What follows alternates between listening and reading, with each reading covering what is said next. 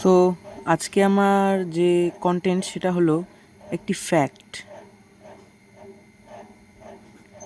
সেই ফ্যাক্টটি কী সেটা আমি বলছি। তো আমরা একটি পরমাণু, একটি অ্যাটম সম্পর্কে আমরা জানি। তো ধরো এটি একটি পেন, এবং সেই পেনটিকে আমরা যখন হাত দিয়ে ধরি, আসলে জানো সেটাকে আমরা কিন্তু ধরি না, সেটার বিকর্ষণকে আমরা অনুভব করি, সেটাকেই আমরা পেনটাকে ধরা বলি। এটা কেন আমি বোঝাচ্ছি।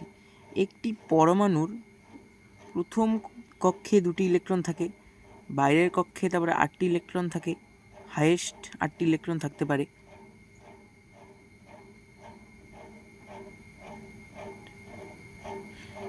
তো বাইরের কক্ষে ইলেকট্রনই তো থাকে না।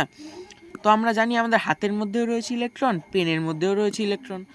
তো ইলেকট্রন তো মাইনাস চার্জ না, মাইনাস চার্জ। তো মাইনাস চার্জও একে অপরকে রিপেল করে। তো অ্যাকচুয়ালি তো আমরা কোনো কিছুকে ধরি না, সেটার বিকর্ষণকে আমরা অনুভব করি। কারণ মাইনাস চার্জ তো একে অপরকে রিপেল করবে না, বিকর্ষণ করবে। তো আমরা তো কোনো কিছুকে ধরিই না।